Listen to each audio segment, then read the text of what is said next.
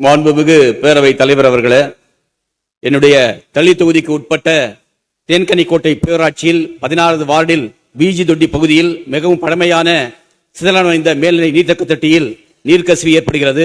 ஆகவே அந்த பகுதியில் புதிதாக 60,000 லிட்டர் கொள்ளளவு கொண்ட புதிய மேல்நிலை நீர்த்தக்க தொட்டியை அமைத்தர மாண்புமிகு அமைச்சர்கள் ஆவணம் செய்ய வேண்டும் என்று பணிவோடு கேட்டுக்கொள்கிறேன். மாண்புமிகு அமைச்சர். மாண்புமிகு பேரவைத் தலைவர் அவர்களே, மாண்புமிகு உறுப்பினர், ஏற்கனவே இருந்த தொட்டி பழுதுபட்டு 15வது நிதிக்குழுவிலிருந்து அது சீரமைக்கப்பட்டு கொடுக்கப்பட்டு வருகிறது என்று அதிகாரிகள் எனக்கு விவரம் கொடுத்திருக்கிறார்கள். ஆனால் நீங்கள் நேரில் பேசுகிற போது தொட்டி மிகவும் பழுதடைந்திருக்கிறது, எனவே புதிய தொட்டி தேவை என்று சொல்லியிருக்கிறீர்கள். இந்த ஆண்டு உரிய முறையிலே 60,000 லிட்டர் கொள்ளளவு கொண்ட புதிய நீர்த்தேக்க தொட்டி கட்டி உங்களுக்கு தரப்படும் என்பதை தெரிவித்துக் கொள்கிறேன்.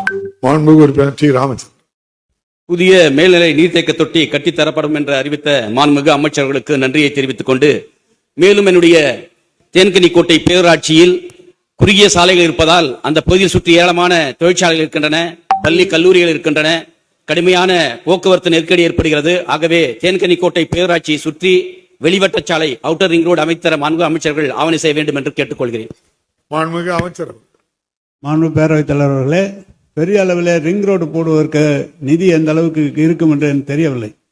ஏற்கனவே மாண்புமிகு உறுப்பினர்களெல்லாம் அழைத்து உங்கள் பகுதியில் எது முன்னுரிமை வேலை என்று கேட்டு நீங்கள் எந்தெந்த சட்டமன்ற உறுப்பினர்களும் தலைவர்களும் எதை முன்னுரிமையாக தர வேண்டும் என்று சொல்லியிருக்கிறீர்களோ அந்த வேலையை மட்டும் இப்போது எடுத்து அரசாணை வெளியிட இருக்கிறோம். அது கிட்டத்தட்ட பணம்லாம் ஒதுக்கப்பட்டு அந்த வேலை நடைபெற போகிறது. எனவே வெளிவட்ட சாலை என்று அதுக்கு விரிவான திட்ட அறிக்கை தயாரிக்கப்பட வேண்டும். எவ்வளவு தொகை என்று தேவைப்படும் என்பது தெரியவில்லை. ஆனாலும் இருந்தாலும் திட்ட அறிக்கை தயாரித்து வைத்தால் வருங்காலத்தில் நிதிநிலைக்கு ஏற்ப அதை செய்வதற்கு உறுதியாக செய்யப்படும்.